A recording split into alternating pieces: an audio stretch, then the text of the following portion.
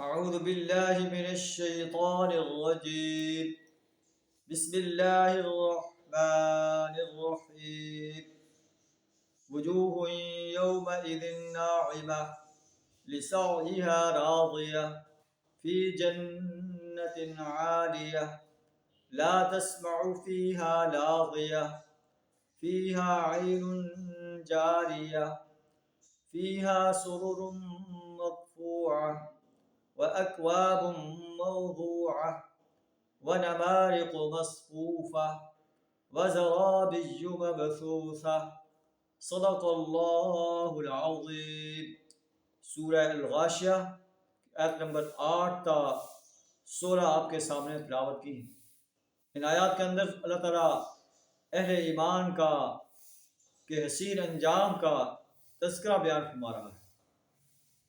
آیات کا ترجمہ کچھ اس میں، وجوہ یومئذ ناعمہ، کچھ چہرے اس روز تر و تازہ ہوں گے۔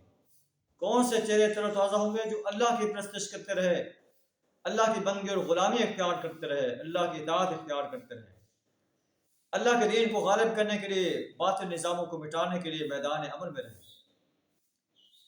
ایسے چہرے تر و تازہ ہوں گے، لسعیہا راضیہ، اپنی کارگزاری پر خوش ہوں گے، فی جنت عالیہ، عالی مقام جنت میں ہوں گے، لا تسمع فیہا لاغیہ، وہاں کوئی لغو بات نہیں سنیں گے، فیہا عین جاریہ، اس میں چشمے رواں ہوں گے، فیہا سرر مرفوعہ، اونچے تخت بچھے ہوئے ہوں گے، اونچی مسندیں ہوں گی، وَأَكْوَابٌ مَوْضُوعَةٌ، ساغر رکھے ہوئے ہوں گے، وَنَمَارِقُ مَصْفُوفَةٌ، گاؤ تکیے قطار میں لگے ہوئے ہوں گے، وَزَرَابِيُّ مَبْثُوثَةٌ، نفیس فرش بچھے ہوئے ہوں گے۔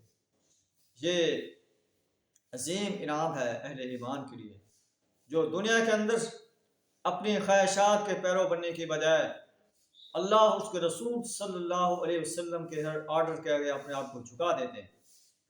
ان کا اٹھنا اور بیٹھنا، ان کا چلنا اور پھرنا اس انداز سے ہوتا ہے جس انداز سے انہیں اللہ اور اس کے رسول صلی اللہ علیہ وسلم نے آرڈر دیا ہے۔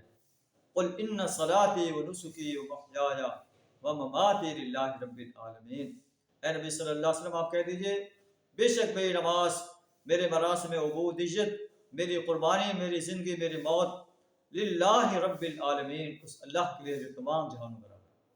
اللہ سے دعا ہمیں بھی ایسے عظیم انسانوں میں شامل فرمایا۔ وآخر دعوانا ان الحمد للہ رب العالمین۔